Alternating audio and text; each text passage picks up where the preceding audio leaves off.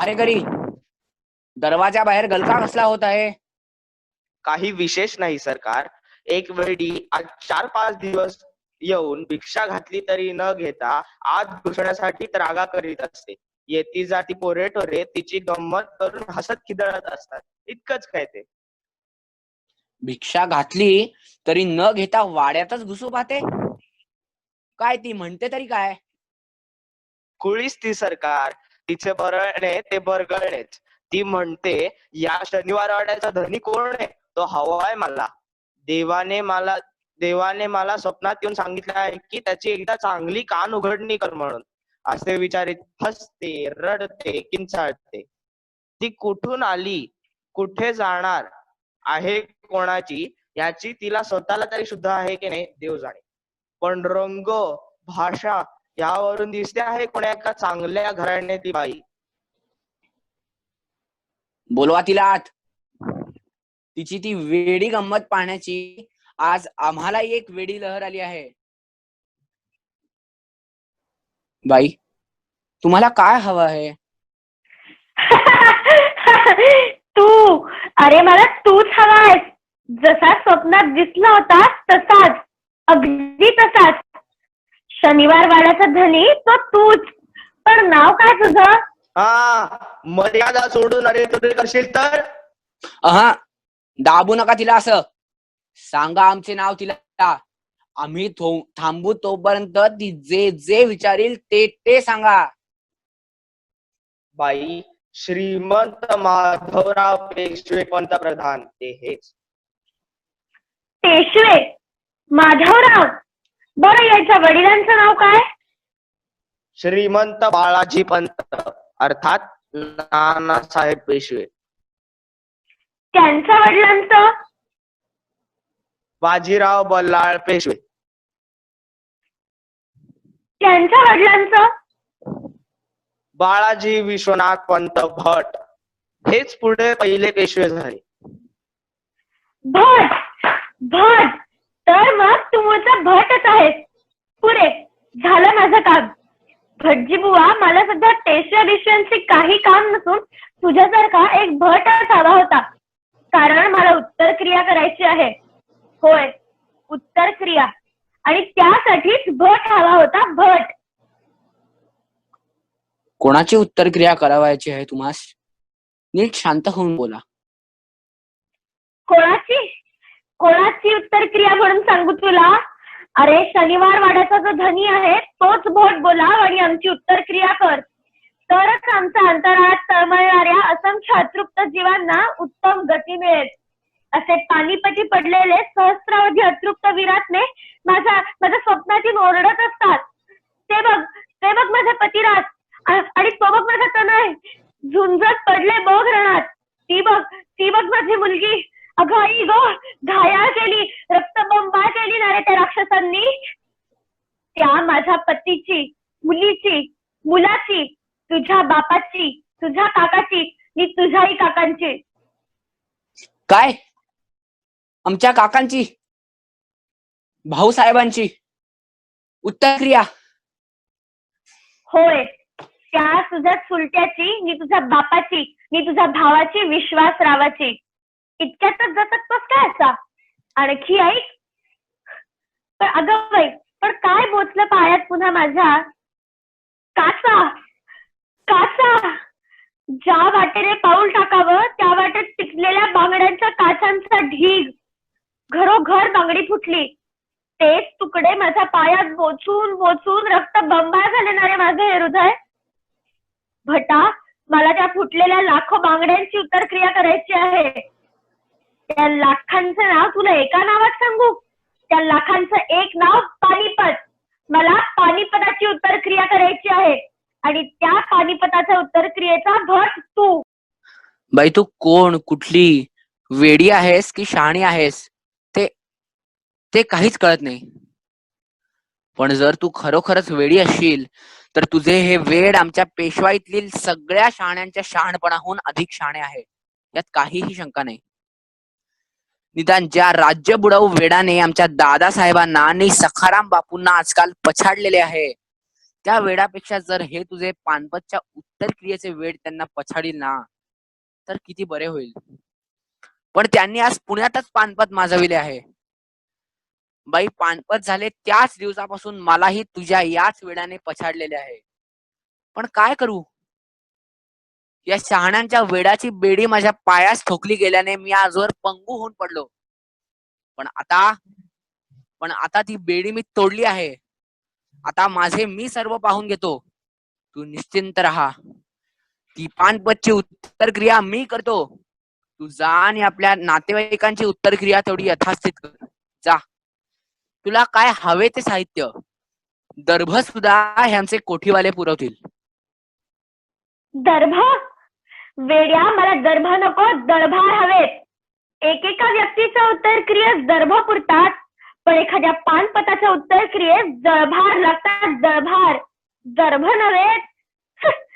आमच्या भटजी बुवांना अजून उत्तर क्रियेचा अर्थच कळला नाही. अरे पहारेकरी, दिल्ली, पानपत, पुण्याच्या कोणत्या दिशेस आहे? उत्तरेस. हा. तर मग त्या उत्तर दिशेस जिंकण्याची जी क्रिया ती उत्तर क्रिया. आणि राक्षसांच्या हातातून उत्तर जिंकून घेताना जे जे पानिपती रणी झुंजले, जे जे रणी पडले, त्यांचे ते अपुरे कार्य, ही राहिलेली क्रिया पूर्ण करणे म्हणजे पानिपताची उत्तर क्रिया. आता आलं का ध्यानात? बाई, तुम्ही स्वतः पानपतास होता की त्याच्या झुंजीत? ते मला काय विचारतोस? हे माझे केस दिसत नाही तुला? पिशाच. अरे हे राक्षस मला आणि माझ्या मुलीला केस धरून गरगर फिरवीत ओढू लागले ना. हे रक्ताळ डाग, हा ठणका, हे तुटलेले, तुडवलेले, राकटलेले, विस्कटलेले केस, यांना विचार मी कुठे होते ते. उत्तर क्रियेस तू भटजी मिळालास, पण थांब भटा थांब. आधी उत्तर क्रियेचे साहित्य जुळले पाहिजे ना.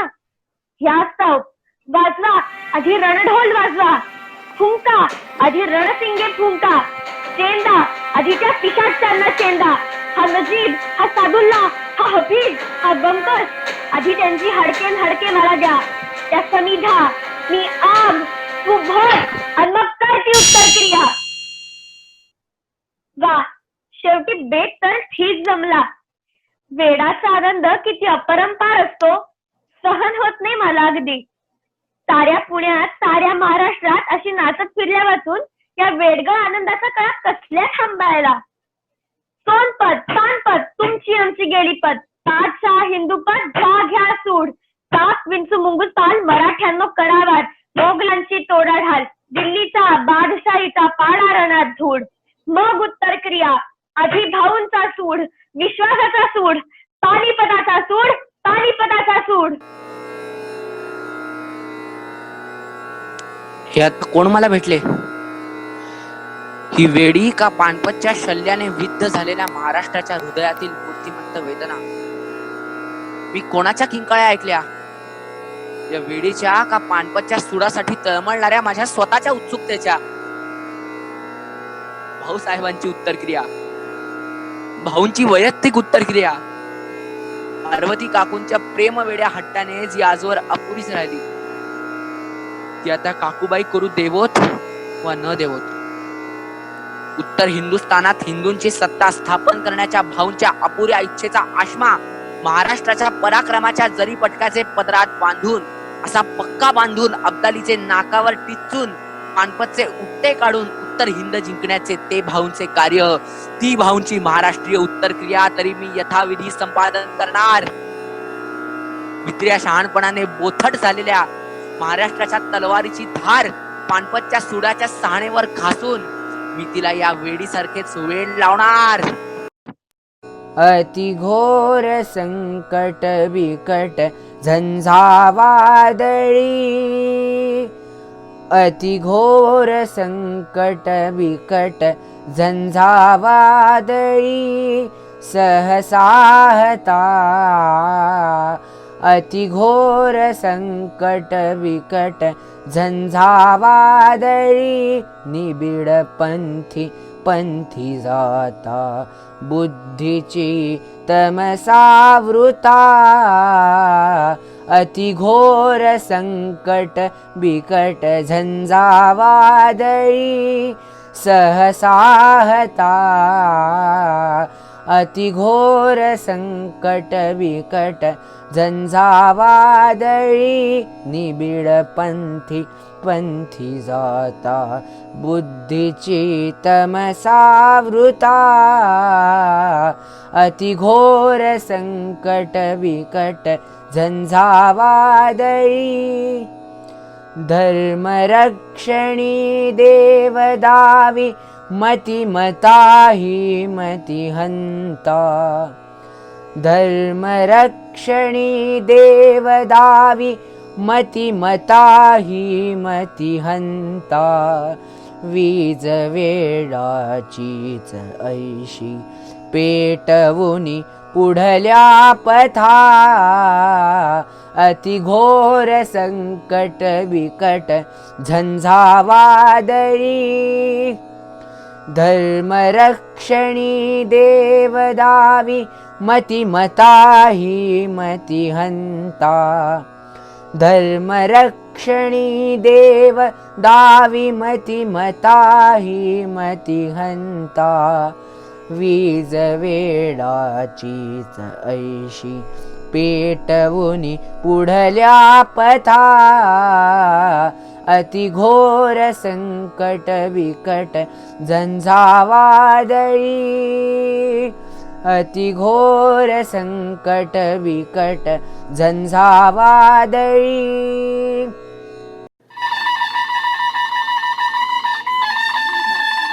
मोठे कठीण आले खरे.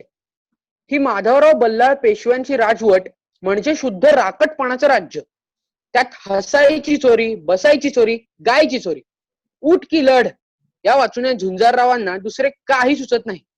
वास्तविक हा गडी कोण्या भांडकुदळ एखाद्या शिलेदाराच्या पोटी जन्मास यायचा, तो वाट चुकून श्रीमंत नानासाहेब पेशव्यांच्या पोटी आला म्हणून राजा झाला. नाहीतर राजेपण असे याच्यात काडीचे देखील नाही. याचा आजा तो बाजीराव काय थोडा लढवय्या होता, पण मस्तानीच्या महालातील रंग लुटण्याची रसिक राजकळाही त्याच्यात होती. याचा बाप नानासाहेब तेवढा प्रतापी, अटकेपासून रामेश्वर पर्यंत नुसत्या निरोप्या करवी कारभार यावा, दळभार हालावा, पण स्वतः स्वारी किती रंगेल, किती रसिक असे. छट, या माधवराव सारखा नीरस पेशवा झालाच नाही. हे शनिवार वाड्यात असले की त्या राजवाड्याची राजकळा गेलीच म्हणून समजावे. अहो, राजा म्हटला की 10 गायकिणी, 10 नायकिणी, 10 गवय्ये, 10 बजवय्ये, 10 विनोदक, 10 विदूषक, 10 दास, 10 दासी सदा हसत खिदळत आहेत. गाणी नाचणी चालू आहेत. कोट्या कोटीक्रम चुगल्या चकाट्या पिटीत आहेत आणि त्यात रंगून राजा गादीवर लोळत आहे असा शोभायचा. असा राजा त्या दादासाहेबांच्या पोटीच आला तर येईल. कारण ते दादासाहेब राजवाड्यात धनी असले की आमच्यासारख्या कसलेल्या विदूषक विनोदकांच्या गुणांचं काहीतरी चीज होते. पण आमचे माधवराव वाड्यात धनी झाले की शनिवार वाड्याच्या रंगेल राजमंदिरास त्यांनी एखाद्या उदगीरचं वृक्ष रणमैदान करून सोडलेच म्हणून समजावे. ज्याच्या त्याच्या डोक्यावर यांच्या करड्या भुवईची वाकडी तरवार सदा लटकलेली. अहो, राजांनीही लढाया मारल्याच पाहिजेत, पण त्या भाडोत्री घोडदळ करून परस्पर माराव्यात. राजेच जर सारख्या स्वारीच्या घोड्यावर बसत राहिले तर राजकारीवर लोळत पडायचं कोणी? गोमाशांनी? कोण? दादासाहेबांचे पुजारी धोंडाण्ण शास्त्री. या शास्त्री बुवा या. काय कोंडाण्णा शास्त्री? अहो, आहात कुठे? भरली तुमच्या साऱ्यांची 100 वर्ष भरली. अहो, उत्तर हिंदवर पानपतचा सूड घेण्यासाठी स्वारी करण्याचं माधवरावांनी निश्चित केले. मरू देत त्यांना. पानपतचा म्हणे सूड घेणार. जशी काही पानपतची मेलेली पिढीच पिढी हे पुन्हा जिवंत करणार आहेत. विशीतिशीच्या आतच मरण्यास योग्य अशा या जनकोजी, विश्वासराव, भाऊसाहेब, यशवंतराव पवारासारख्या प्रजेचा महाराष्ट्रात सध्या नुसता पूर आला आहे. मरोत ते जाऊन तिकडे दिल्लीकडे. पण पूर्व पुण्याईच्या आयुष्याची दोरी बळकट असलेल्या आमच्या दादासाहेबांसारख्या, ताराऊसारख्या किंवा अस्मादिकांसारख्या उपयुक्त जीवास लवकर लवकर शिवण्याची पेशवाईची वाट लागतो तरी मृत्यूची छाती नाही, इच्छाही नाही. त्यातही आम्ही तर राजवाड्यातले एक शास्त्री, ज्योतिषी, फार तर स्वारीचा मुहूर्त पाहून दिला की संपले आमचे काम. पण शास्त्री बुवा, तुम्ही राज्यातले ज्योतिषीच नाही तर एक लढाऊ जहागीरदार आहात. माधवरावांनी अशा झाडून साऱ्या आईत खाऊ जागीरदारास त्यांच्या जहागिरीच्या कराराप्रमाणे स्वतः लढाईवर जाणे भाग पाडण्याची सक्त आज्ञा सोडली आहे. तरीही मला ती आज्ञा लागू पडत नाही, कारण आमच्या आजोबांना मूळ बुंदेलखंडातून बाजीरावांनी इकडे आणले, ते वाड्यात ज्योतिषी म्हणून ठेवण्यास. पुढे आमचे वडील 4 उन्हाळ शिलेदारांच्या नादी लागून लढाईवर जाऊ लागले. नित्या स्वारीवर 100-200 पथक घेऊन नित्य जावे म्हणून त्या खर्चासाठी ही जहागिरी मिळाली. पण आजोबांनी मला त्या उन्हाळ व्यवसायात न घालता मूळची ज्योतिषी विद्या आणि शास्त्र विद्याच शिकवली. अरे, ब्राह्मणांना घोड्यावर बसणे धर्मबाह्य म्हणून त्यांनी मला जन्मात घोड्यावर देखील बसू दिले नाही. नानासाहेबांच्या वेळी मलाही त्यांनी वाड्यातील ज्योतिषी म्हणूनच नेमले आणि पुढे आमचा विनोदी गमत्या स्वभाव पाहून त्यांचं मनोरंजन करण्याचे अगदी अंतस्थ कामही आमच्याकडेच दिले. पुढे दादासाहेब आले आणि त्यांनी आम्हा साफ सांगून टाकले की मी तुला पेशव्यांचा, विनोदक विदूषकांचा, दासदासींचा मुख्य विश्वासू सरदार नेमला आहे. तू वाड्यातून हलत जाऊ नकोस. पुरुषात ज्योतिष सांगत जा, बायकात पोथी पुराण वाचित जा, सर्वांना हसवीत जा, स्वतः खात जा, खिदळत जा आणि आमच्याकडे वाड्यातील झाडून साऱ्या अंतस्थ कुलगड्यांची वार्ता पोचवीत जा. बस, ही आमची कामगिरी जोवर आम्ही एकनिष्ठपणे करीत आहोत तोवर आम्हा स्वारीवर धाडणारे, नाहीतर आमची जहागिरी जप्त करणारे माधवराव कोण? पण शास्त्री बुवा, हे शहाणपण्या माधवरावा शिकवावे कोणी? अहो, ते दादासाहेब शहाण्याचे ऐकत नाही म्हणतात, पण निदान तुम्हा आम्हा शागिर्दांचं तरी ऐकतात. परंतु या रावसाहेबांपुढे शहाण्याचं काय, शागिर्दाचं काय, कोणाचं काही चालत नाही. तो राघोबा पुरवला, पण हा राघोबा नको. तुमची तरी हे सारं माधवरावांचे तोंडावर सांगण्याची छाती आहे का? छाती? अरे, त्याच्या बापाबरोबर, प्रत्यक्ष नानासाहेबांबरोबर मांडीशी मांडी लावून हातावर हात मारून हसले खेळलेले आम्ही. आम्हाचा माधवराव म्हणजे कालचा पोर. पुन्हा ज्योतिषावर जसा दादासाहेबांचा विश्वास तसाच रावसाहेबांचाही आहे. याच तो एक विद्वान ज्योतिष म्हणून तरी ते मला अगदीच टाकाऊ समजत नाहीत. पण जहागिरी खाऊन वेळी लढाईला जाण्याचे नकारणे आणि असे मरणाला भिडे तुम्हाला हे थोडे काळीमा लावणारच नाही का? हा, आमच्यासारखे जे नुसते शास्त्री आणि पुजारीच आहेत त्यांना देखील लढाईवर धाडते तर मात्र माधवरावास खरा बोल लावता येतात. अरे धोंडांना, मी मरणास भीतो म्हणून का लढाईवर जाण्याचे टाळीत आहे? अरे, माझ्या कुंडलीवरून माझे आयुष्य 102 वर्षे, 2 महिने, 2 गटी, 2 पळे आणि 2 विपळे आहे असे ज्योतिष स्पष्ट सांगत असता मला त्याच्या आधी प्रत्यक्ष यम देखील मारू शकणार नाही. मग अब्दाली कोणत्या झाडाचा पाला? पण या उत्तर हिंदवरच्या लढायांचे तत्वच मला मान्य नाही. दिल्लीवर मुद्दाम जाऊन त्या गिलच्यांच्या नाकात काड्या घालीत बसणे हा निव्वळ खोडसाळपणाच नव्हे काय? आपले पुणे बरे की आपण बरे अशी परक्यांची निष्कारण भांडण कोणी उकरून काढू नयेत म्हणून तर आपल्या सत्वशील, निसहनशील परमपूज्य पूर्वजांनी सिंधू नदीची आपणा हिंदूस अटक घालून दिली. तो पृथ्वीराज पहा, मोहम्मद घोरी जर काबूलहून दिल्लीवर येऊ शकला तर काय पृथ्वीराजाला दिल्लीहून काबूलवर चढाई करून जाता आले नसते? पण तो खरा हाडाचा हिंदू आपण अटक ओलांडून गेला नाही. मोहम्मद घोरीच जेव्हा ती अटक उतरून अगदी दिल्लीला भिडला तेव्हा मग काय ते त्याने आपल्या तरवारीचे पाणी त्याला चाखवलं. तसा गिलच्याला पुण्याला येऊ द्या, म्हणजे मग हा कोंडण्णा ज्योतिषी कसा विजेच्या ज्योतीसारखा त्याच्यावर हातात शीर घेऊन तुटून पडतो ते तुम्हाला दिसेल. तसाच एखादा बाका प्रसंग आला तर आम्ही लढूच लढू, पण अशा नसत्या भांडणात तुझ्यासारख्या पुजारी पाणक्यांनीच मरावे.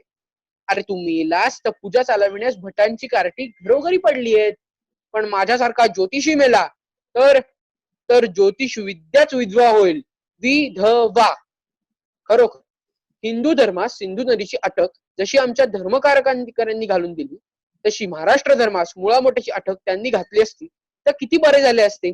वास्तविक पुण्याचे राज्य पेशव्यास पुरे आहे. पानपच्ची विकत श्राद्ध घेऊन सव्या पसव्य करीत बसण्या इतका मी तरी काही रिकाम टेकडाही नाही, पडसाळही नाही. पहा बुवा, स्नेही म्हणून मी आपली तुला वेळीच बातमी पोहोचवली आहे. तू वाड्यात राहिलास तर मला हवाच आहेस. ज्या दादांच्या पक्षाचा मी त्याच पक्षाचा तू. बरं, जातो आता, पूजेची वेळ झाली. या कोल्ह्यानंच माझी काहीतरी चुगली माधवरावाकडे केली असावी हे नक्की. दादा माझ्या तंत्राने चालतात ते त्याला पाहवत नाही म्हणून मला लढाईवर मारविण्याचा याचा डाव दिसतो. ठीक आहे बच्चमजी, मी पण माधवरावास गाठून असं काही बनवतो की स्वारीच रद्द व्हावी व मला तरी जावं लागू नये, आणि ते न साधता मला जावंच लागलं तर ह्याच्या गळ्यालाही माझ्याच बरोबर लढाईचा गळफास लागावा. दादांचे दोन्ही कान याच्या एकट्याच्या हाती लागूच देणार नाही.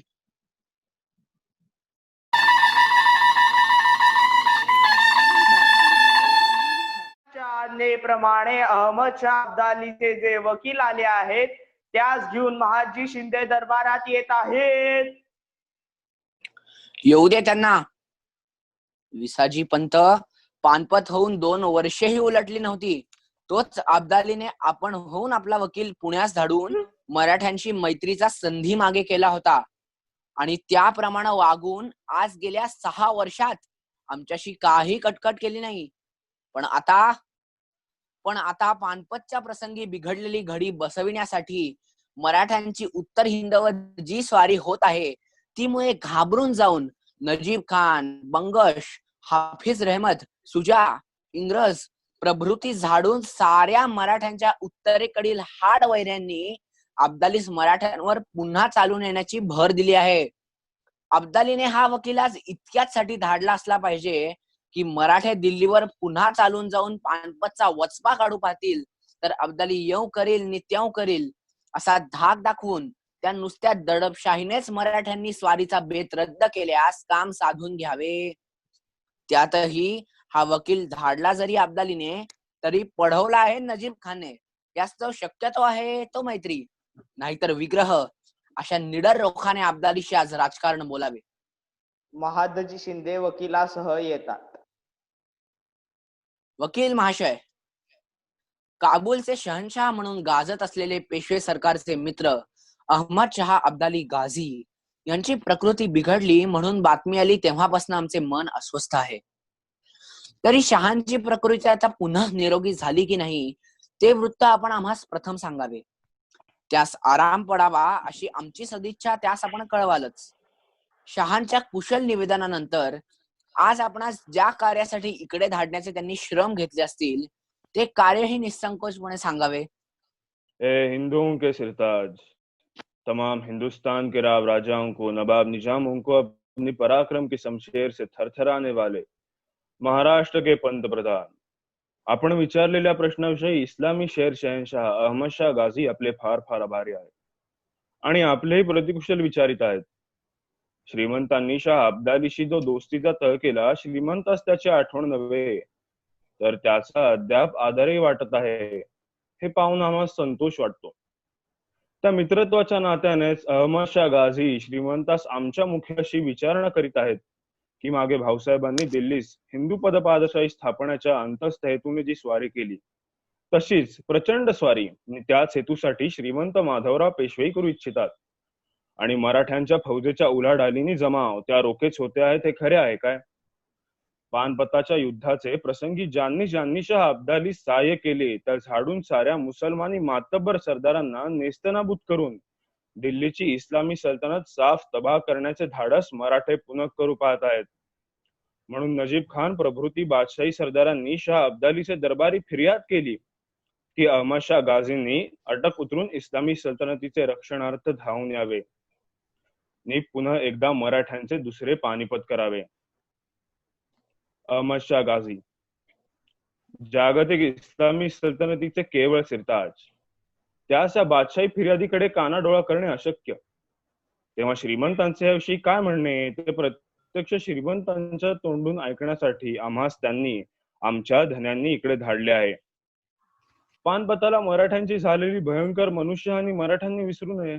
वकील महाशय, शहा अब्दालीने हा निरोप मित्रत्वाच्या नात्याने धाडला असता त्यात आजच्या मित्रत्वापेक्षा कालच्या शत्रुत्वाचाच प्रतिध्वनी इतक्या बढाईखोर धाडसाने घुमत आहे.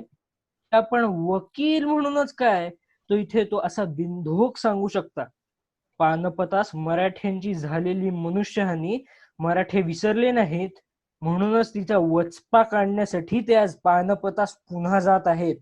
पण शहा आली मात्र त्यांच्या गिलचे पठाणांची झालेली मनुष्यहानी विसरले असावे दिसते, नाहीतर दुसऱ्या पानपताच्या गोष्टी त्यांनी अशा सहजासहजी काढल्या नसत्या. गिलच्यांच्या नाकावर टिचून दिल्ली आणि कुंजपुरा मराठ्यांनी कापून काढला तो अब्दालीच आठवतो ना? पानपताच्या मैदानात एकदा शिंदे होळकरांनी आणि एकदा मेहेंदळ यांनी अब्दालीच्या साऱ्या सैन्यास 2 वेळा 2 तुंबळ झुंजीत पिटवून त्यांच्या छावणीत माघारे घातले, तेव्हा 10,000 मुसलमान कापला गेला तो अब्दालीच आठवतो ना? अगदी शेवटच्या लढाईत एका दिवशी त्या रणधीर भाऊसाहेबांनी 75,000 गिलचा पठाण रोहिला मोजून मारला तो अब्दालीच आठवतो ना? जोवर रणात झुंज चालू होती तोवर प्राणास प्राण डोक्यास डोके घेतल्या वाचून मराठा असा पडला नाही. झुंज मोडल्यावर मग पळत सुटलेल्या मराठी बाजार बुणग्यांची जी तुम्ही कत्तल केलीत आणि बायका मुलांचाही पाडाव करण्याची कापुरुषता गाजवलीत, ती तर मराठ्यांची ती मनुष्यहानी झाली. तेवढीच काय ती तुमच्याहून अधिक झाली खरी.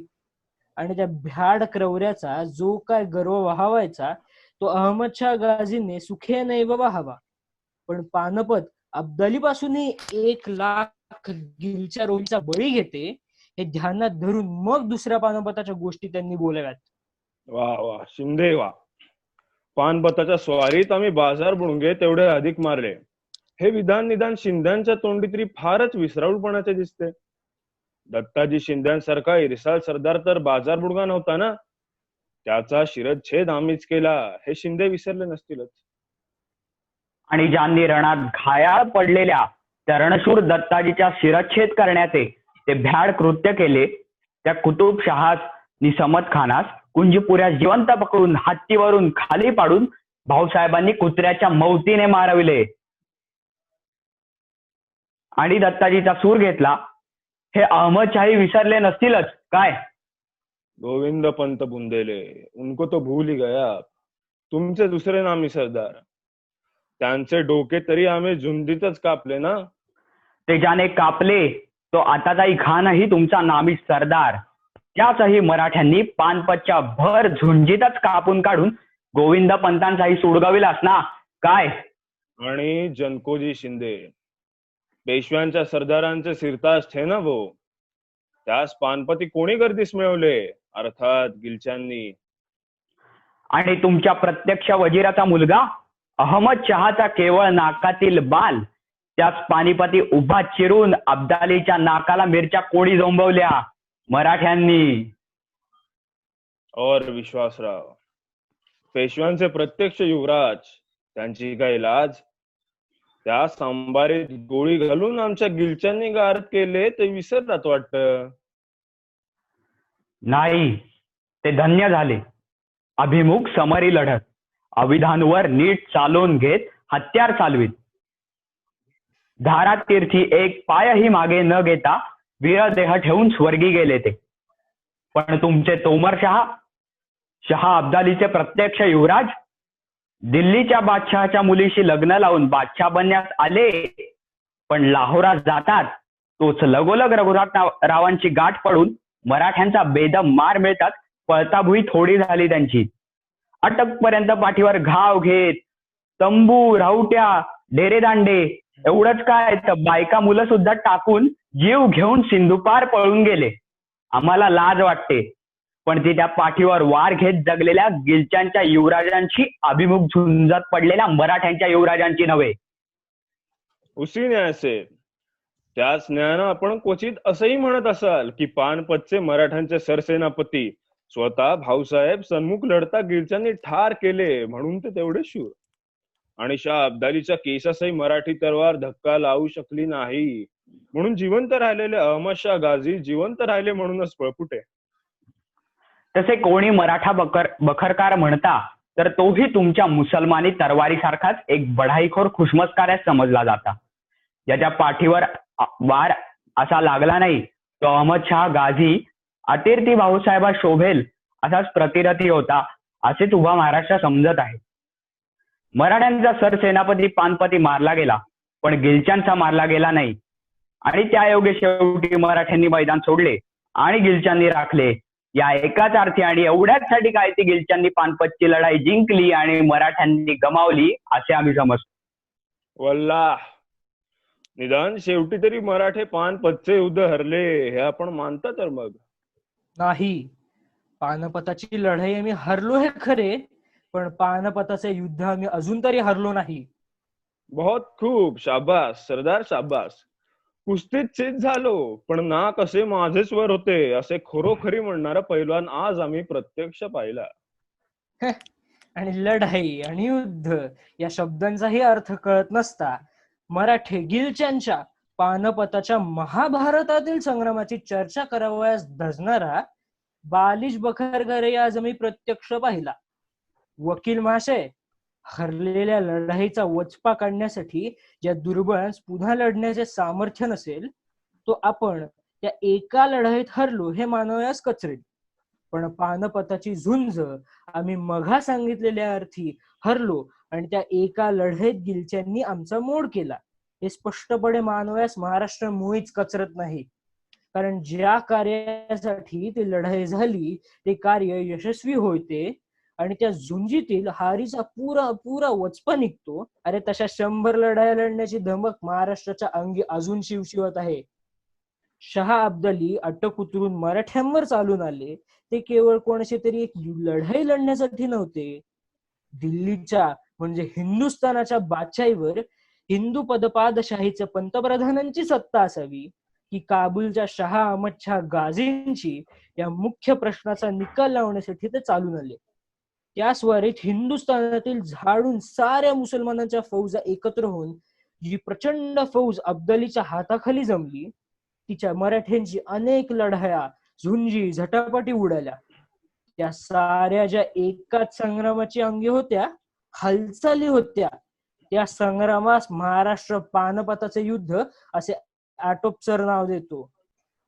या युद्धातील सर्वात मोठी लढाई पानपतास होऊन तीत भाऊ आणि अब्दाली झंजावरी उसळून आपटावेत असे ते दोघांप्रती बिलगले. झुंज घायाळ होते. या दोघा सिंहांची ती झुंज एकमेकांच्या उदरात एकमेकांची नखाग्रे घुसवून गुंगतून गुंगून जी पडली ती थेट उभयांची उदारे विदरून बाहेर आली. तेव्हाच काय ती सुटली. मराठा सिंह रणीच राहिला. पठाणी सिंह घायाळ होऊन ची ची करीत काबूलच्या कोऱ्यात माघारी जाऊन दडला. युद्धातील प्रश्न अनिर्णितच राहिला. युद्धही अनिर्णितच राहिले. दिल्लीच्या सिंहासनावर स्वतःच बादशाह म्हणून बसण्याचे शहा अब्दालीचे मनोरथ मनातच जिरून गेले. आणि दिल्लीस बादशाही गाजवण्याचे मराठ्यांचे मनोरथ काय सफळ झाले? भाऊसाहेबांनी मोगल बादशास खुदाने बक्ष केलेले दिल्लीचे तख्त फोडण्याचा अत्याचार करून जी आऊट घटकेची हिंदू पदपादशाही विश्वासरावास बहाल केली तेवढीच ना मराठ्यांची करामत. अर्थात त्या औट घटकेच्या मराठी करामतीनेच मुसलमानांच्या 8 शतकांच्या करामतीस धुळीस मिळवले. तो अत्याचार नव्हता, तो प्रत्याचार होता. वास्तविक दिल्लीचे हिंदुस्थानाचे सिंहासन हिंदूंचे. ते पृथ्वीराजापासून मोहम्मद घोरीच्या तरवारीच्या बळाने मुसलमानांनी जिंकले. त्यास जर खुदाने बक्ष केले असे म्हणवायचे तर शिवाजी महाराजांनी आपल्या तरवारीच्या बळाने रायगडाचे सिंहासन स्थापले. ते खुदानेच बक्ष केले, देवानेच दिले असे तुम्हासही मानले पाहिजे. पण औरंगजेब बादशाह दक्षिणेस आला तेव्हा त्यास ते रायगडाचे खुदाई तख्त फोडण्यात काही अत्याचार वाटला नाही. 100 वर्षे शिवाजी महाराजांचे सिंहासन औरंगजेबाने फोडल्याच्या अपमानाचे ते शल्य आमच्या हृदयी सल्ले. तो आमचाही दिवस आला आणि दिल्लीत घुसून त्याच शिवाजी महाराजांच्या मराठ्यांनी त्याच औरंगजेबाच्या तख्तावर तो भाऊसाहेबी गण घातला. अत्याचाराचा सूड प्रत्याचाराने घेतला.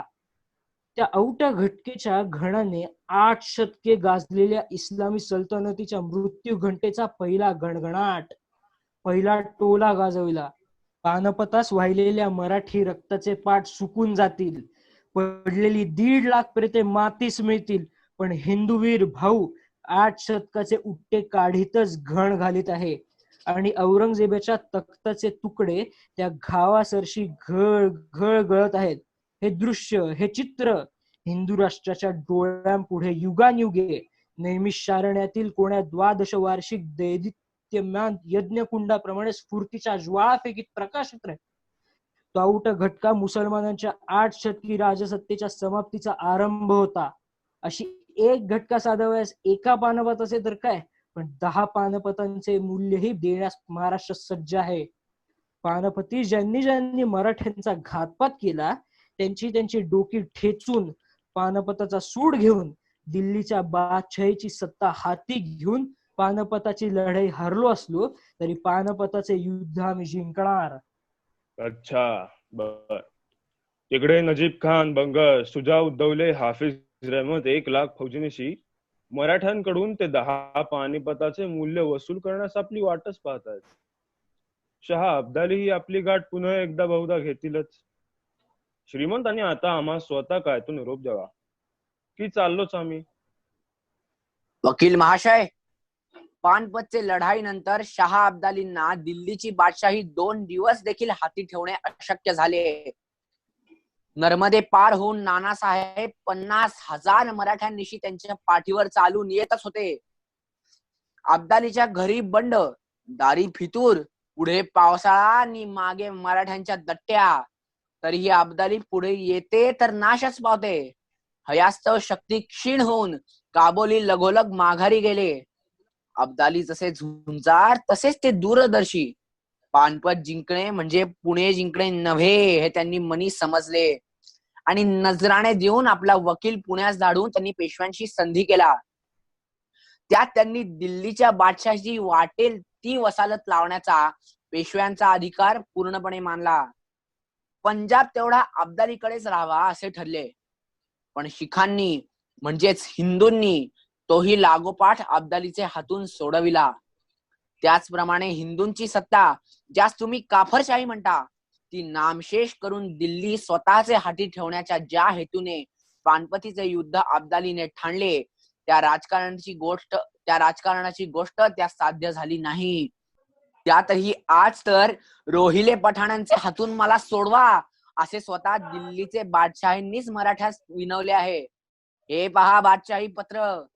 हिंदुस्थानातील आम्ही हिंदू मुसलमान आपल्या बादशाहीचा प्रश्न आम्हाला हवा तसा सोडू. त्या ढवळाढवळ करण्याचा मराठ्यांशी झालेल्या त्यांच्या संधीप्रमाणे तरी अहमद शहा अब्दालीस लवलेशही अधिकार नाही. इतक्यावर संधी भंगूनही त्यास विग्रहच करावायचा असेल तर त्यांनी तो सुखे नैव करावा. आमची इच्छा अब्दालीशी मैत्री असावी, पण जर ते शत्रुत्व करतील तर त्यासही पाहून घेऊ. हाच आमचा निरोप, हेच आमचे अंतिम उत्तर.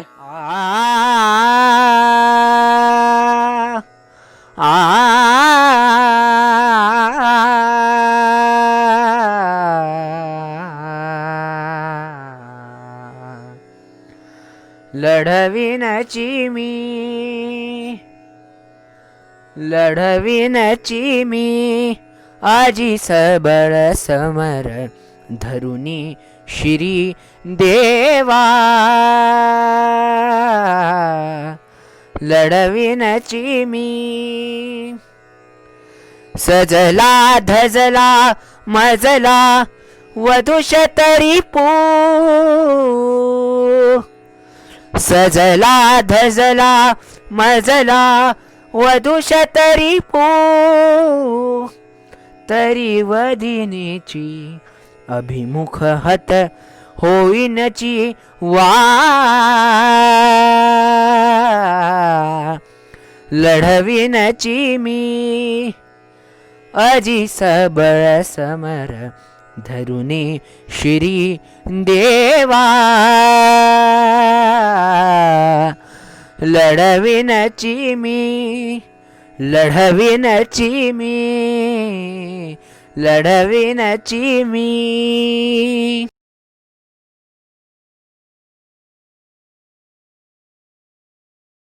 आम्ही आपणास स्पष्ट विचारतो की पुण्यात श्रीमंतांचं ब्राह्मणी राज्य आहे की कोण्या औरंगजेबाचं मुसलमानी राज्य आहे. अहो, हा यशवंतराव धंदात समुद्र गमन करून ख्रिश्चन मुसलमानांच्या देशात राहून त्यांच्या बरोबर जेवून आलेला बांडगार त्या श्रीमंतांनी सरदारीची वस्त्री द्यावी काय? बरं, म्लेंच्या देशी जेवला तर स्वदेशी येताच गुपचूप हातपाय धुवायचे आणि मोकळे व्हायचं. गुपचूप काय वाटेल ते करा, पण केलेलं सांगत फिरायचं. अब्राह्मण्यम अब्राह्मण्यम. अहो, तो फिरंग्यांची टोपी देखील घाली म्हणतात. समुद्रगमन केले तरी त्या सरदारी देण्यास हरकत काय? हिंदूपद पादशाहीचा तो हिंदूवीर एक एकनिष्ठ सेवक आहे. आपण हे सरदार विसाजी पंत बिनीवाल्यांनाही असे म्हणाव ना. अहो, ज्याने समुद्रगमन केले तो हिंदूच राहू शकत नाही. हो, तो मुसलमानच झाला. तो ख्रिश्चन झाला. तरी काय, आपण जर जन्मजात मुसलमानास किंवा टोपीवाल्याचाही मराठी राज्यात सरदारक्या देतो, तर यशवंतरावासारख्या जन्मजात हिंदुस्ती देण्यात काय बिघडले? जातींचे जे काय ग्रामण्य असेल त्याचा प्रश्न निराळा हा निराळा. ते पहा, ते स्वतः येतातच आहेत आमच्याकडे. त्यांचे तरी काय म्हणणे आहे ते आपण सर्वजण ऐकून तर घेऊया प्रथम. यावे राव राजे यशवंतराव यावे. पराव शिसाऊंचे गव्हर्नर जनरल बहादूर यांनी तुम्ही युरोपामध्ये गाजवलेल्या कामगिरीची प्रशंसा करणारे आणि तुमचा परिचय करून देणारे जे पत्र धाडले ते पाहून श्रीमंतास परम संतोष झाला. आणि आपण समुद्रापार होऊन जी अपूर्व पृथ्वी प्रदक्षिणा केलीत आणि युरोपातील अनेक देशात जे पाहिले, अनुभवले, कमावले त्याची आश्चर्यकारक माहिती आपल्या तोंडूनच थोडी बहुत ऐकावी म्हणून त्यांनी आम्हाला सांगितले. तरी आमची ती जिज्ञासा आपण आता किंचित मात्र तरी पुरवावी. सरदार महाशय, मी मूळचा शिंद्यांचा बदरचा एक राऊत. पानपती शिंद्यांच्या सेनेत मी होतो. मी माझ्या तरुण पत्नीसह तिची आई मराठ्यांच्या स्वारीतील अंतपुरात राजस्त्रियांची परिचारिका म्हणून असे. शेवटच्या रणधुमाळीत मराठ्यांची सेना उधळल्यावर स्त्रियांचे रक्षणार्थ मोठी मारहाण झाली. तिथंच आम्ही घायाळ होऊन पडलो. माझी तरुण पत्नी आणि तिची आई याही कट्यारी असताना घायाळ झाल्या. त्यांचा पत्ताच नाही. बहुधा ठारच झाल्या असाव्यात. मी दैवयोगाने दुसरे दिवशी शुद्धीवर येऊन पळातील काही मराठ्यांसह एका गावी आलो. तो तिथे एका गिलछाने मला पकडून माझे तरुण वय आणि रूप पाहून मला गुलाम करून काबूलास नेले. तेथून एका अरब व्यापाऱ्याने मला नेऊन एका फ्रेंच सरदारास विकले. तो फ्रेंच सरदार ममताळू आणि गुणांचा मोठा चाहता निघाला.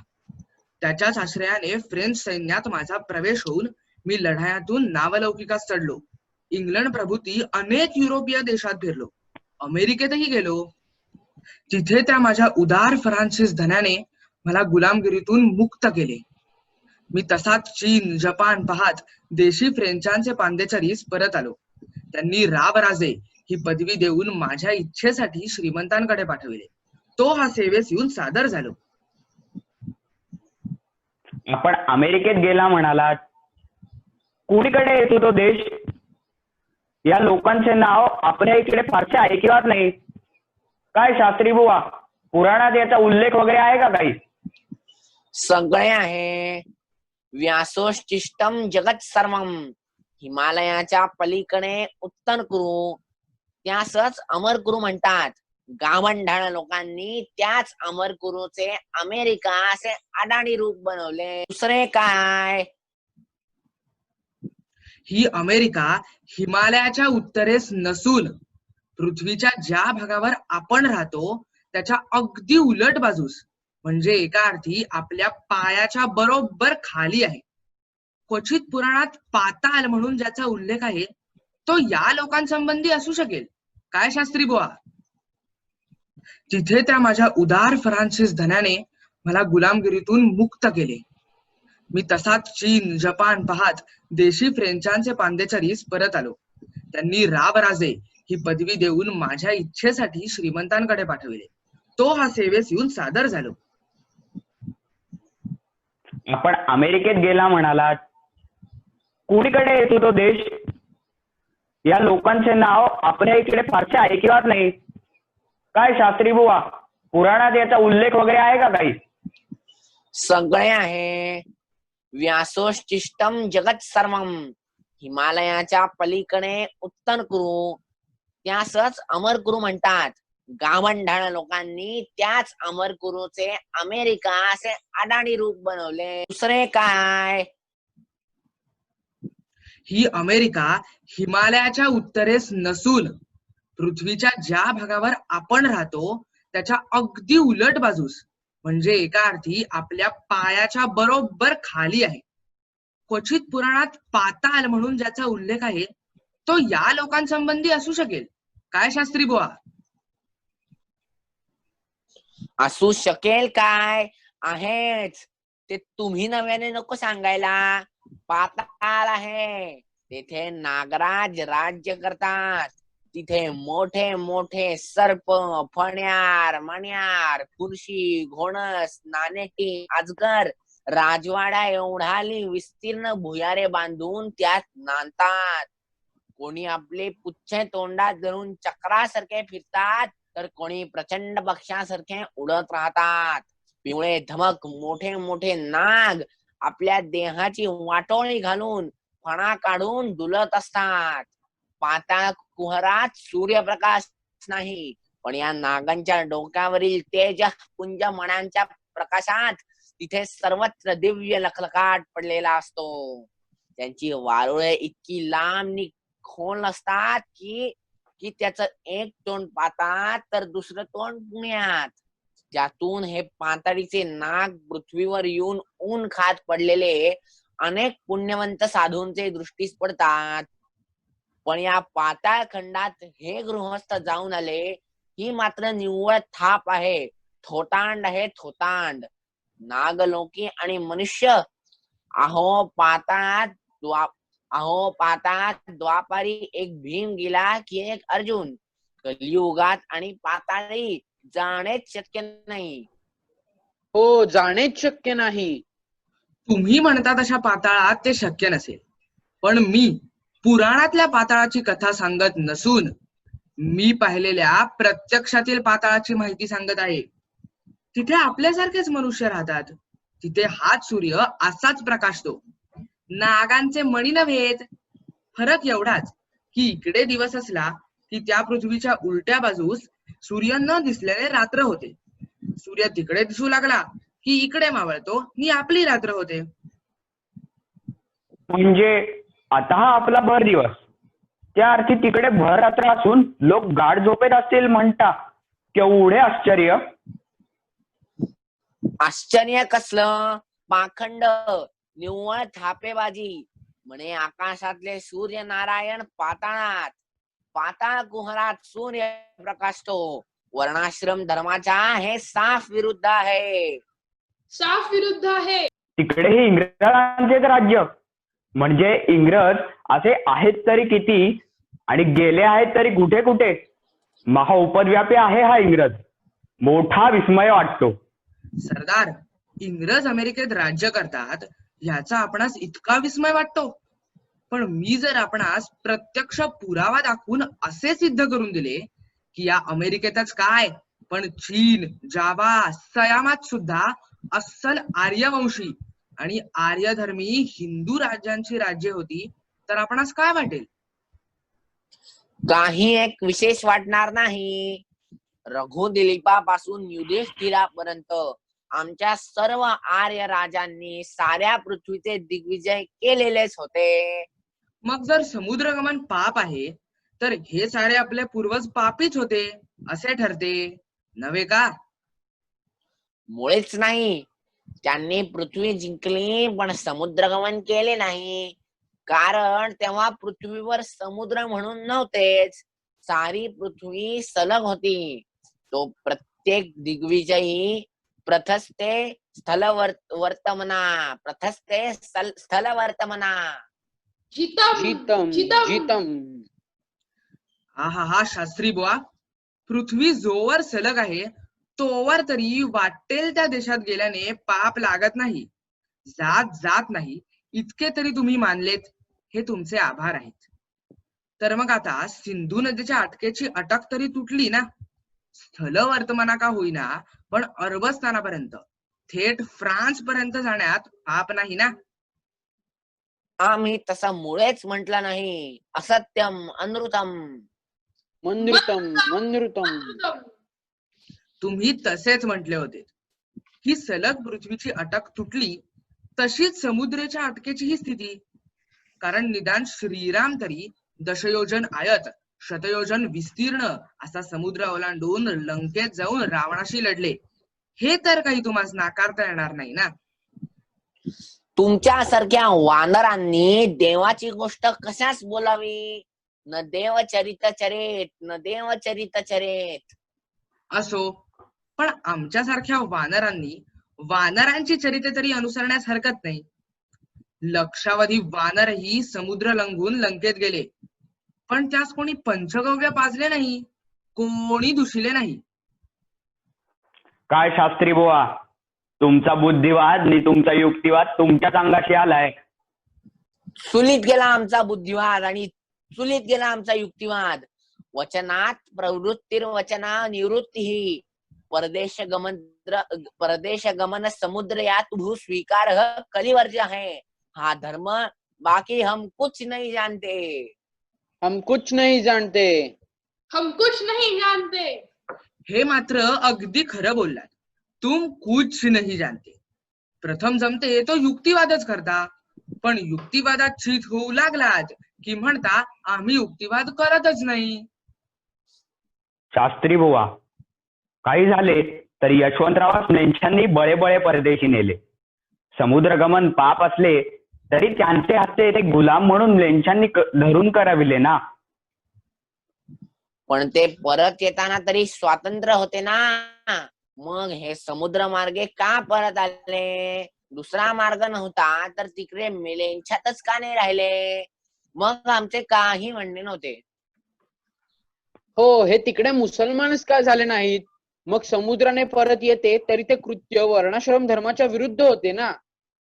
हो, ते तिकडे ख्रिस्तवच का झाले नाहीत? हिंदू का राहिले? सनातन धर्माचा हा उपमर्द का केला? छे छे, असा युरोपातही गाजलेला हिंदूवीर आपल्या हिंदूपद पादशाहीच्या सेवेस नित्याचा अंतरला नाही. पुन्हा परत लाभला हे आपल्या हिंदू राष्ट्राचे सुदैव समजले पाहिजे. मला वाटते जाती दोषाच्या निवारणार्थ रावराजे यशवंतराव यांना काही अल्पस्वल्प प्रायश्चित्त देऊन हे प्रकरण मिटवणे राज्याच्या हिताचे आहे. प्रायश्चित्त? सरदार, पाप असेल तिथे प्रायश्चित्त संभवते. आपल्या सदिच्छेविषयी मी आभारी आहे, पण माझ्या हिंदू राष्ट्राच्या कल्याणार्थ मी त्या सदिच्छेच्या लाभासही बळी देणार. परदेश गमन हे पाप नाही. इतकेच नव्हे तर ते हिंदू राष्ट्रास अत्यंत अपरिहार्य झालेले एक पुण्यप्रद कर्तव्य आहे असे मी समजतो. ह्यास्तव मी समुद्र गमनार्थ म्हणून तरी इतर कोणाचे राहोच, पण नुसते तुळशी पात्राचेही प्रायश्चित्त घेणार नाही. सरदार, आज इंग्लंडची आहेच तशीच मिसर पासून मेक्सिको पर्यंत आपल्या भारतीय आर्यांची हिंदू राज्ये आणि हिंदू धर्म फैलावली होती, त्याचे अवशेष मी प्रत्यक्ष पाहून आलोय. ती कोणी बुडवली? मुख्यतः ती परदेश गमनाची बेडी आपण होऊन आपल्या पायात ठोकून घेतल्याने. इकडून सैन्य, राजे, प्रचारक, नातेवाईक कोणी समुद्रापार जाईन असा झाला. त्यामुळे गंगेच्या प्रवाहाचा संबंध तुटताच कालवे सुकून निर्जवन व्हावे तशी ती हिंदू राज्ये आणि हिंदू जनता तिकडे निर्जीवन होऊन अहिंदूंनी खाऊन टाकली. महाराज, युरोप पर्यंत आपली सिंधुयाने हिंदू आरमारे जाऊन जगताचा व्यापार आपल्या खिशात ठेवत होती. प्रत्येक सागरा महासागरावर हिंदू ध्वज फडकवीत हिंदू वणिक निर्भयपणे प्रवासात असे. तो सारा जागतिक हिंदू व्यापार किती हजारो सिंधुयाने कशात बुडाली? कोण्या महासागराच्या प्रचंड वादळात नव्हे, तर एका संध्येच्या पळीतील वादळात. परदेशातील पाण्याने संध्या विटाळते, मुक्ता विटाळतो. विजातीयांसह खाण्याने जातच जाते, धर्मच बुडतो. या खुळापायी जेव्हा रोटीबंदी तिच्या पुढे समुद्रबंदीची बेडी आम्हीच आमच्या प्रगतीच्या पायात ठोकली, तेव्हा ती आमची राज्ये तो समुद्री व्यापार ठार बुडविला. या मुक्त्यापायी मुकुट दवडले. पण धर्म राखला, संस्कृती राखली. हिंदूंना, हिंदुस्थानाला अरबस्थानाच्या वा पोर्तुगालच्या म्लेच्छांचा विटाळा होऊ दिला नाही. हाय, तेवढे देखील साधले नाही. हीच तर अत्यंत भयंकर हानी या समुद्रबंदीने झाली.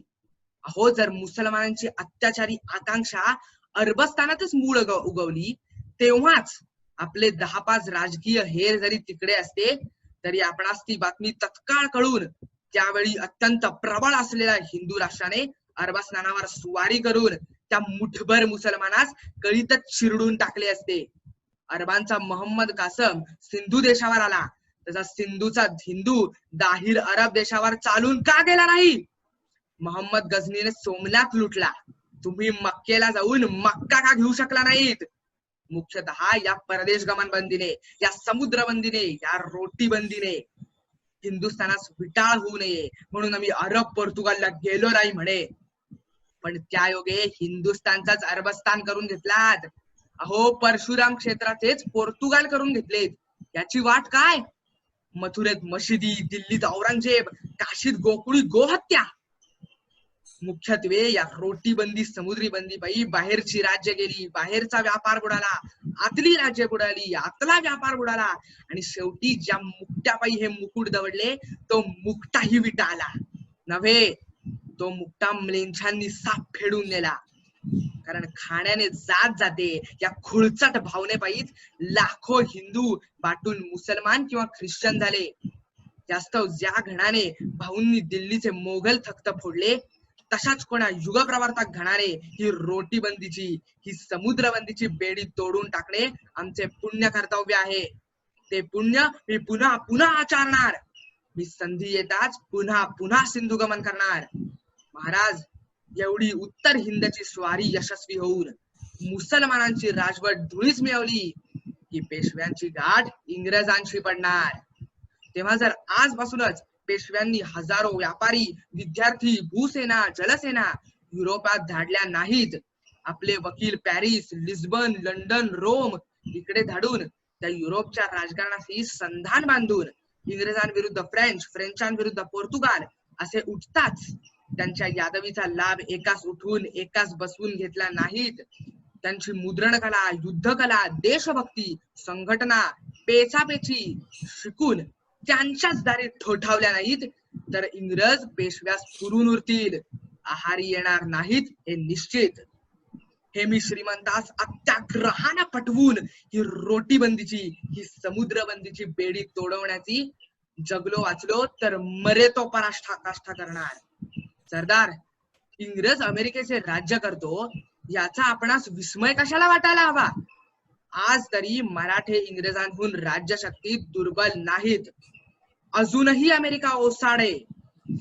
तेथील बिनवारशी सोन्याच्या खाणींच्या रांगा आणि प्रदेशांची राज्ये अजूनही नुसत्या जाण्यावर जिंकता येतील. फार नको 20,000 मराठी सैन्य मी 100 झुंजार तारवे माझ्या बरोबर द्यावी. मी अमेरिकेत हिंदू राज्य स्थापून मी सोन्याने वाकेतो भरून ती तारवे घेऊन येतो. पण प्रथम ही रोटी बंदीची, ही समुद्र बंदीची बेडी तेवढी तोडा.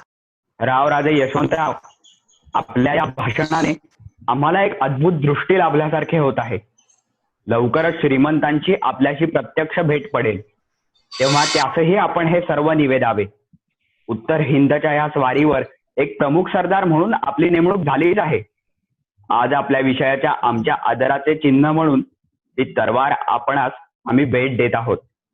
स्वीकारावी ती आणि निरोप घ्यावा.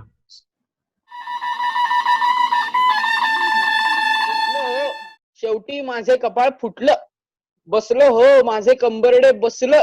अयाई, मला लढाईवर हा माधवराव धाडणार, नक्की धाडणार. मला तलवार बांधावी लागणार, मला घोड्यावर बसावे लागणार. घोडा, बाप रे, त्या भयंकर प्राण्याच्या नुसत्या कल्पनेसरशीच भोवळ येते. भोवळ, अयाई. हे काय ज्योतिषी बुवा, असे ती धाय मोकलून शोक कसला करत आहात? झाले तरी काय असे? मित्रा, मला लढाईवर धाडण्याची सक्त आज्ञा सुटली आहे रे. शेवटी 8 दिवसांचे आत मला घोड्यावर बसता आलेच पाहिजे. ज्या चांडानं माझी चुगली माधवरावकडे केली असेल त्याचेही देव वाटोळेच करील. आणि ज्या चांडाळानं माझी चुगली माधवरावांकडे केली असेल त्याचेही देव वाटोळेच करील. कारण मित्रा, मला देखील लढाईवर जाण्याची सक्त आज्ञा सुटली आहे. आम्ही थोडेफार शास्त्र पढून दादासाहेबांचे पुजारी झालो, पण त्याआधी मी वाड्यातील आचारी असे ही जुनी गोष्ट उकरून काढून मला सैन्याच्या पाकशाळेत धाडण्यात येणार. केवळ आकसाने रावसाहेबांनी माझ्या शास्त्रीपणाची अशी धिंड काढली. अकस्मात ही आज्ञा ऐकल्यापासून माझा जीव कसा अर्धमेला झाला आहे. आणि माझा अर्धमेला जीव पुनर्जिवंत होतो आहे. तुझ्यासारख्या जिवलग मित्रास वाड्यात एकटाच सोडून जाण्याचे माझ्या जीवावरच आले होते.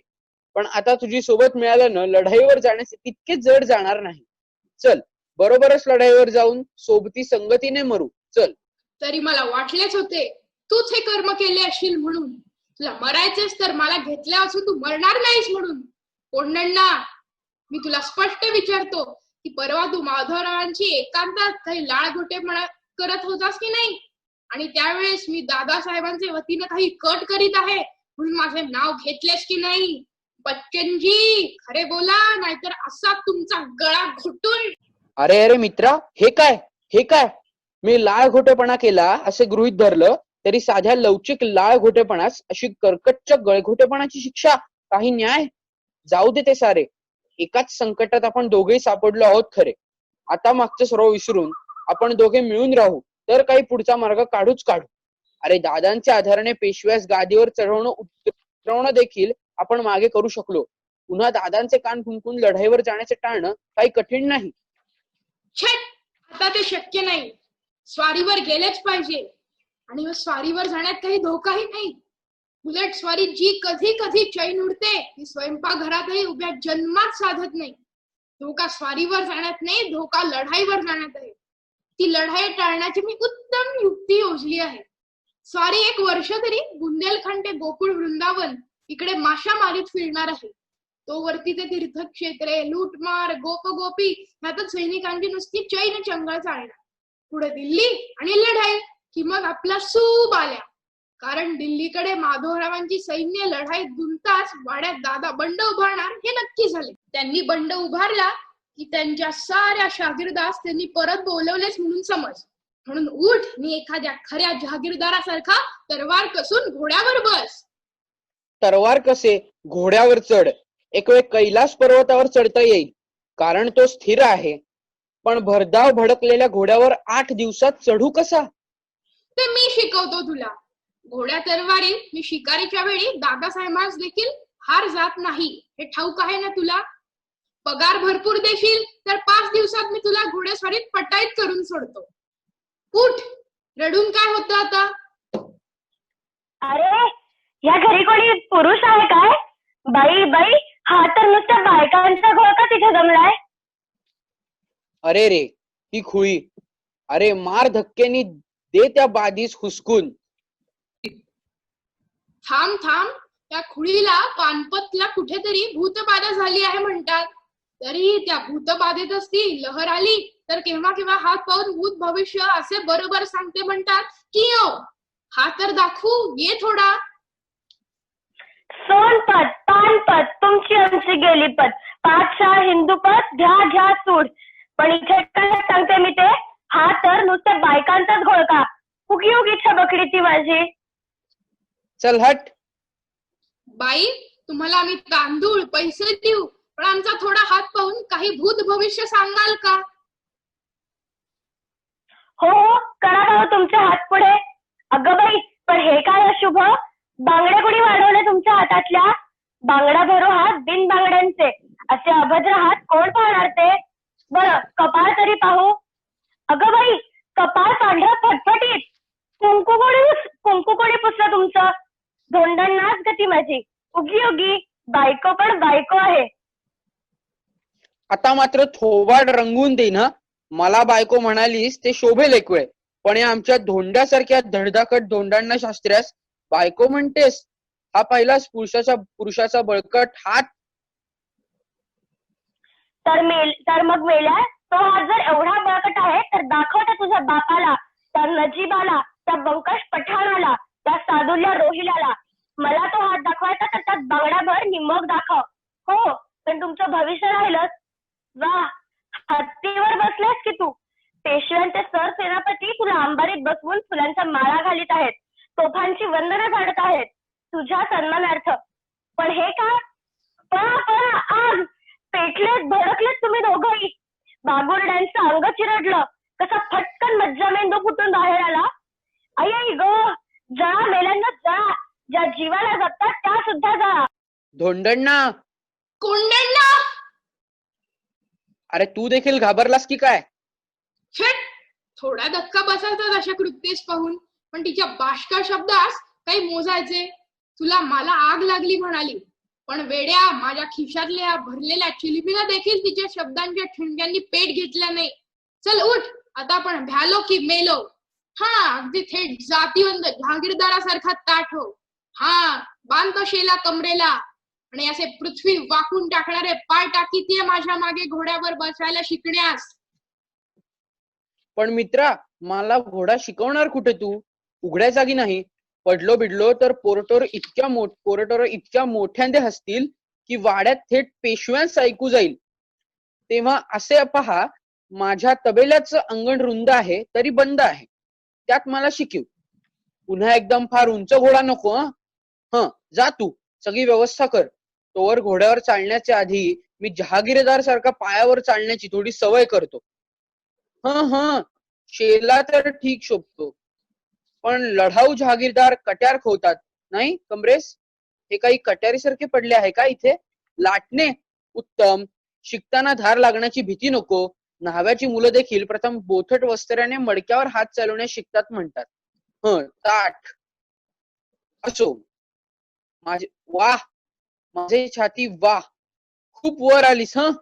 पायांनो, झुंजार जहागीरदार सारखे आहात असे. या जहागीरदार, वाह वाह, चालतोस तर भाऊसाहेबासारखा. पण हे काय कमरेशीला खवले आहेस? हात कापून घेशील. तो माझा खंजीर आहे, खंजीर. खऱ्या खंजीरीशी प्रसंग पडेतो, मी ह्याच खंजीरीने मराठ्यांच्या साऱ्या शत्रूंच्या छात्या भुसकणार. अरे पण ते काय चिन्ह? तुला ज्या घोड्यावर सहज बसायला शिकता येईल असा हा ठेंगू आणि सुंदर घोडा आणला आहे. फारच ठेंगू वाटतो की काय? ठेंगू? अरे एखादा खंदा स्वार सुद्धा अशा भयंकर उंचीस नुसते पाहून देखील भोळून पडेल. अरे हा काय घोडा, का जेजुरीची दीपमाळ, का तारवीची डोलकाठी, का नारळीची झाड, का बळीला पातळी घालताना आकाशापर्यंत वाढलेल्या वामनाच्या पाठीचा कणा? हे बघ, असा घोडा आण. असा इतका, म्हणजे माझी मांड चळताच मला भुईवर असे पाय ज्यावरून सहज टाकता येतील इतका उंच. आणि तो भडकून भरधाव सुटला तर पाय भुईवर टेकवून त्याला पायांच्या पुलातून तसाच भरधाव पुढे निघून जाता येईल इतका रुंद. घोड्याची अशी एखादी जात असेलच.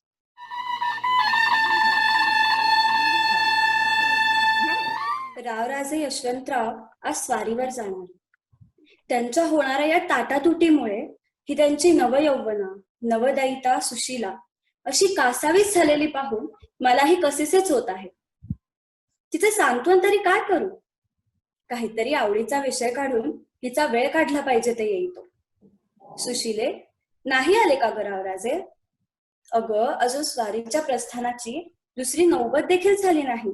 तोच कसे येतील बरं? पहिला नगारा पहाट फुटताच झाल्याबरोबर जी सैन्याची सज्जता करण्यास ते गेले, ती सज्जता तर झाली पाहिजे ना?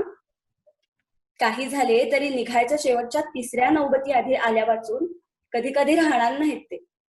अगं, तूच ना त्या तुझ्या सुनीतीबाईचा, तुझ्या वडील बहिणीच्या पानपत प्रसंगीच्या धैर्यास वारंवार वाखाणतेस. अगं, मग तिच्या धाकट्या बहिणी शोभेल असे धीराने घ्यायला नको का तुला? खरेच सुशीले, तुम्ही पुण्यास आल्यापासून गेल्या 2-3 महिन्यात तुझी माझी इतकी दाट मैत्री झाली. पण तुझ्या ताईची आणि तुझी यशवंतरावांशी ओळख कशी होत गेली ते विचारता विचारता राहूनच गेले. तुझ्या आधी तुझी ताईच यशवंतरावांना दिली होती ना? तू केवढी होतीस तेव्हा? सांग बरे ते सगळे थोडक्यात.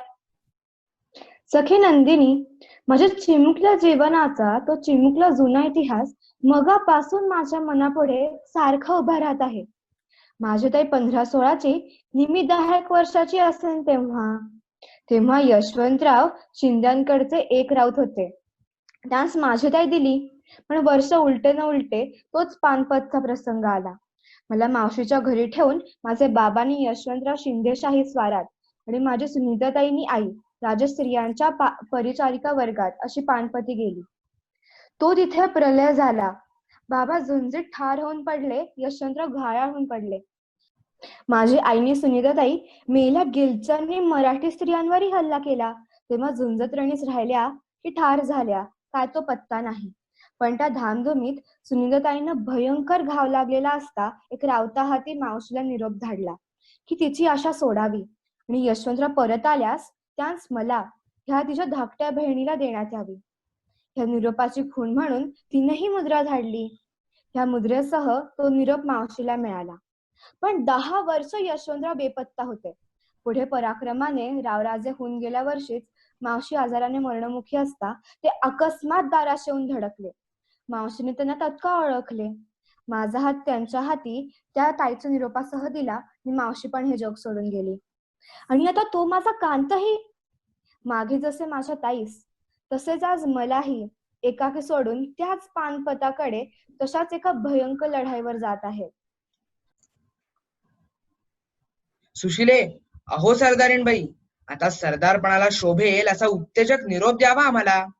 स्वारीतील झाडून सारा दळभार शस्त्रास्त्रांनी सज्ज झाला. प्रहर अर्धा प्रहरात प्रस्थानाचा 3रा नगारा झडताच पुढचा पाय पुढे टाकून आम्ही उत्तर हिंदवर चालून जाणार. आता तो मधला वेळ केवळ तुझा आणि माझा. तर चल ये, वीर कर्तव्याच्या सुटीत हसत खेळत आणखी 2 प्रेमाचे शब्द बोलून घे. ये तशीच उभी राहा भाऊ. हा खरंच सुशिले, अगं आनंदाची बातमी ती सांगायची राहिलीच. सखे, तुझी हरवलेली ताई मला पुन्हा सापडली. अगं खरंच, तुला देखील मी ती प्रत्यक्ष दाखवली तर काय देशील? हे काय अद्भुत सांगतोस सख्या? अद्भुत कशाचं? तुझ्या ताईला प्रत्यक्ष बघ, मग तर झाले ना. ये, अशी इकडे ये. बघ, ती बघ तुझी ताई, माझी हरवलेली सुनीती. ती लवलवती तनुलता, ती सुबक हनवटी, ते हसते मुख, लाजली, लागली लपायला, झाली पाठमोरी. इश्श, असे फसवायचं मला? वा, तू मला फसवतेस की मी तुला? सुशीला असून सुनीती दिसतेस. खरंच तुझ्या या नितळ गोऱ्या अंगी तुझी ताई ओतप्रोत भरून किती खुलून दिसते आहे. जशी काचेच्या शुभ्र पात्रात गुलाबी मदिरा, तशी स्वच्छ आकाशात उषा. खरेच का मी अगदी ताईसारखी, त्या पानपती पडलेल्या तुमच्या वीरांगनेसारखी दिसते? अगं अगदी सारखी नसशील म्हणून काय झालं? पानपती पडलेल्या भाऊंचे, जनकोजींचे, यशवंतराव पवारांचे तोतये जे इकडे तिकडे उठले आहेत ते तरी कुठे अगदी थेट त्यांच्यासारखे दिसतात. तशा तुझ्या ताईचाही एक तोतया तू. फरक इतकाच की त्या साऱ्या तोतयात हा तोतया पक्का बिलंदर निघाला. तिचे सरदार पद कसे अचूक पटकावलेस? असे लागट काही बोलून देणार नाही. माझ्या ताईसारखे माझे रूपगुण नसू द्यात, पण काही झाले तरी मी तिची तोतया नाही, प्रतिनिधी आहे, प्रतिनिधी. ही पाहिलीत तिची मुद्रिका. ह्या मुद्रेने जे सारे अधिकार तिने मला दिले आहेत. होय ना? तर मग त्या वीरांगनेच्या प्रतिनिधी शोभेल असे ते अधिकार बजाव पाहू आत्ताच्या आत्ता. पानपती जाताना तिने जसा मला हसत निरोप दिला, तसाच आता पानपताच्या सुडासाठी जाताना सखे तू ही दे. चल, वीरांगनेसारखी हसत हसत मला लढाईवर धाड. वीरांगनेसारखी मी तुला लढाईवर धाडते, पण हसत हसत मात्र नव्हे. तू किती जरी मारून मुटकून मला अशी वीरांगना बनवलीस तरी मी मूळची एक नुसती अंगना आहे, एक अबला आहे. सजना सजना, तुझे जायचे नाव निघताच माझा जीव कासावीस होतो, त्याला काय करू? सुशिले सुशिले म्हणून वरचेवर येणारी अशी मोहक हाक ऐकण्याची माझ्या श्रवणांना, तुझे डोळे भरून पाहण्याची माझ्या नयनांना, तुझ्या जीवलग जवळकेची माझ्या जीवाला लागणारी ही तिहेरी तहान, जीवलगा तू दूर जाताच कशी सहन करू? हे माझे डबडबलेले डोळे तू आज जसं माझ्या पदराने पुशीत आहेस तसे उद्यापासून कोण पुशील? त्यातही ज्यांनी सख्याचं संगतीचं सुख मनसोक्त चाखले, त्या सुखावलेल्या दैता आपल्या दैतास हसत हसत दूरदेशी धाडत. पण प्रणयाचा परिचयही जिला पुरता झाला नाही, त्या मला तो माझा प्रियकर लढाईवर जाताना सुखाचे हसू येईल तरी कसे? आता हसऱ्या अस्वानी नव्हे तर हळूवार अस्वानी भरलेल्या ह्या माझ्या हृदयाच्या विवल प्याल्या वाचून प्रियकरा, माझ्याजवळ तुला जाती भेट देण्यास दुसरं काहीच उरलं नाही. हाय हाय सखे सुशिले, तुझ्या विरहाने उचंबळून येणाऱ्या ज्या माझ्या शोकाला मी विनोदाचं धरण बांधण्याचा इतका वेळ जाणून बुजून प्रयत्न केला, त्या शोकाचा पूर त्या धरणासच वाहून नेत माझ्याही जीवाला शेवटी पार बुडवू लागलाय ग. पण काय करू, तुला सोडवत नाही म्हणून लढाई सोडून इथेच राहू तर? छे छे, वीरा, हे काय बोललात? तुम्ही राहू म्हटले तरी मी तुम्हास राहा म्हणणार नाही. तुमच्या वियोगाने त्या डोळ्यातून नुसते पाण्यातच अश्रू वाहतील. पण अविधान पानपती हिंदूंचा मोड केला असताही हिंदुत्वाचा सूड घ्यायचं सोडून बैलवेडे होऊन घरीच चढून बसले असे जगजगी आणि मनमनी म्हणताना मला ऐकू येईल, तर त्या लाजेने ह्याच डोळ्यातून रक्ताचे अश्रू वाहतील. तुम्हाला लढाईवर जाण्याचा हस्तनिरोप आम्हा अबलांना देता आला नाही, तर हिंदू वीरांनो, तुम्हा प्रबलांना तो मिळेल तसा घेता तरी आलाच पाहिजे. शतद्रू हिंदूंचा अफाट जौलम ओलांडणारे तुम्ही वीर, अबलेच्या अस्वांची ही सुतासारखी हळुवार जलधार तुमची वाट काय अडवणार? ओलांडा हृदयाचे पळीभर पाणी नि हिंदू वीरांनो, जा भाऊंचा सूड घ्यायला, पानपताचा सूड घ्यायला, हिंदूंचा सूड घ्यायला जा. जा. वा सखे वा, आता मात्र तुझ्या ताईच्या वीरांगनेची खरी प्रतिनिधी तू शोभलीस. ही पहा कुचाची नौबत झडू लागली. आता गेलेच पाहिजे आम्हाला. ये सखे ये, मी सोड आता, जातो. थांबा, ही पंचारती तेवढी ओवाळून झाली की मग जा. यावे आता. सख्या, पण लढाईवर देखील शक्यतो जीवास जपावे. स्वारीच्या टप्प्याटप्प्यातून मला बातमी सारखी धाडीत जायचे बरं का. थांबा, पायाचा अंगाला तेवढा घेऊ द्यावा.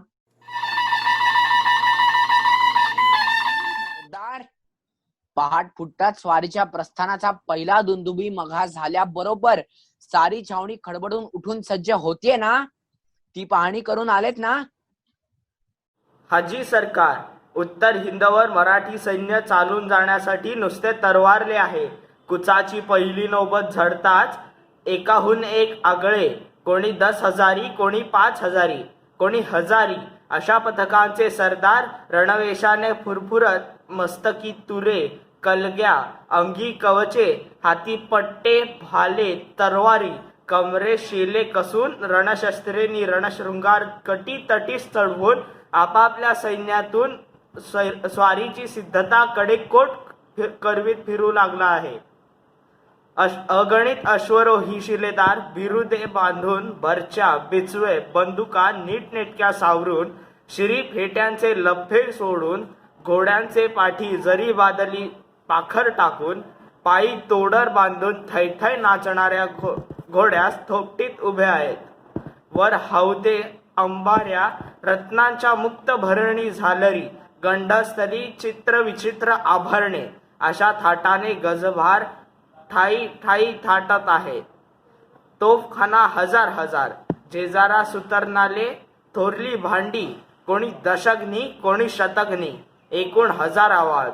हेकल्या गाड्यांवर चढवून नोकझोक ठाकठीक करत यंत्रव्यूह पसरीत आहेत.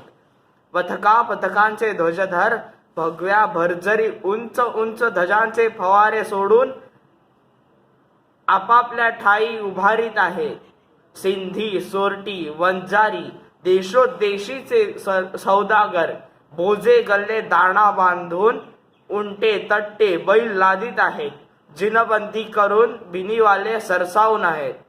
ताशे, मर्फे, नगारे, नौबती, रणढोल, रणशिंगे ठाई ठाई तुंबळ तुडुंब गाजत वाजत आहेत. पायदळ, घोडदळ, तोफखाना, सरदार, सैनिक सुद्धा अवघा दळभार उत्तर हिंदवर चढून जाण्यास नुसता तरवारला आहे. प्रत्येक मराठ्याचे अंगी वीरश्रींचे वारे, हृदय पानिपतचा सूड, हाती पोलादाची धार संचरत सळसळत तळपत आहे. उत्तम. आता सरदार हो, आम्ही देव मस्तकी धरून ही होड तर आरंभली. उत्तर हिंदवरच्या या स्वारीचे सेनापतीपद आम्ही आपले धुरंधर सरदार रामचंद्र गणेश कानडे यास दिले आहे. स्वारीचा कारभार विसाजी पंत बिनीवाले पाहतील. आता ही 1,00,000 सेना संगती घ्या आणि जा. अविधानचे कंदन करा. जा. पानपत झुंजणे तर कठीण होतेच, पण पानपतचा सूड झुंजणे हे अधिक कठीण आहे. पानपत पूर्वी उत्तर हिंदमध्ये मराठ्यांचा दरारा होता, पण मागे पानपती आमच्या सेना उधळल्यामुळे आज साऱ्या उत्तर हिंदमध्ये मराठ्यास कोण मोजते अशी धुंद माजली आहे. नजीब खान म्हणजे केवळ साप, वरवर तसाच मऊ लवचिक, तसाच लपंडावी, पण दंशाचाही तसाच विषारी. केव्हा निसटेल केव्हा उलटेल नेम नाही. पानपतचा हाडवैरी तोच, नि बंगश नि हाफिज यांची राजकारणी अनुकूल तरच मंत्रबळे कैचित राखावे, पण उपयोग संपताच छाटून साफ बुडवावे. शहा अब्दाली शिखांचा पेच आहे, पण तो जातीचा झुंजार महासाहसी, अटक उतरून अकस्मात विजेसारखा कडकडून कोसळण्यास प्रसंगी सोडणार नाही. हे सारे अवघे पठाण रोहिले एक होऊन झुंजू म्हणतात. त्यातही पानपतच्या वेळी नव्हता असा जो एक नवीनच शत्रू आज मराठ्यांच्या विरुद्ध दिल्लीच्या राजकारणास ठेवू पाहत आहे, त्या इंग्रजाचाही त्यास आतून पक्का पाठिंबा आहे. स्वतः बादशहाच आज इंग्रजाचे आहारी पडू पाहतो. त्यास हर प्रयत्नाने, युक्तीने वा शक्तीने एकास उठून एकास बसवून इंग्रजा हातून सोडवावा. तो त्याचे हाती राहिल्यास त्यास पुढे करून इंग्रज मराठ्यांविरुद्ध मोठे खूळ उभारतील. दिल्लीत शिरेल. इंग्रज चढी लागला आहे. दिल्लीत प्रवेशल्यास उखडणार नाही. इंग्रज समयज्ञ. मराठ्यांचा अवघा दळभार निकरावर येताच तो आज तरी रणी झुंजू येणार नाही. एवढ्यावर झुंजू आला तर झुंजावेच. आता जो समोर येईल त्याचे एक घाव आणि 2 तुकडे हाच बाणा. तो पहा शुक्राचा तारा. पानपती हाणामारा करीत भाऊ तलवार उपसून गिलच्यांच्या पाय उतारा शिरले तेव्हा त्यांचा क्रोधाचा नेत्र जसा तळपत होता तसा तळपत आहे. टक लावून तुमच्याकडे पाहत आहे. हा पहा हिंदू पदपादशाहीचा हिंदू ध्वज. याच्याच सन्मान संरक्षणार्थ भाऊ पानपती पडले. आज मराठ्यांच्या बकरीचे शेवटचं वाक्य मराठी पानपतची लढाई हरले हे आहे. हे शेवटचे वाक्य जर राहिले तर हिंदूंची जी पिढी ते वाचेल तिचे तोंड काळी ठक्कर पडेल. तरी आज असे लढा, पानपतचे असे उट्टे काढा, मोगली सत्ता नित्याची अशी पालथी घाला की बखरकारास पुन्हा पुढे लिहिणे भाग पडावे की मराठे पानपतची लढाई हरले, पण मराठ्यांनी शेवटी दिल्लीची मोगल बादशाही धुळीस मिळवून पानपतचे युद्ध जिंकले. हे यश संपादू तरच तुम्ही आम्ही शिवछत्रपतींचे वंशज. या आशेने या छत्रपतींचा हा हिंदू ध्वज आम्ही आज तुमच्या हाती देतो. आता ह्याची लाज तुम्हास. आम्हा साऱ्या सरदारांचा मानस हाच की पानपती ज्यांनी मराठ्यांविरुद्ध डोके उचलले, घातपात केला, त्यांचे परिपत्य पुरतेपणी करून सारी मोगल बादशाही हिंदूमय करून भाऊंची अतृप्त इच्छा पुरवू, पानपतचा सूड घेऊ, तरच दक्षिणेस परतू. छत्रपतींचे आशीर्वाद शिरी, श्रीमंतांची वीरश्री अंगी आणि हिंदू पदपादशाहीचा हा भगवा जरीपटका हाती असल्यावर अटक देखील आम्हास अटक करू शकणार नाही.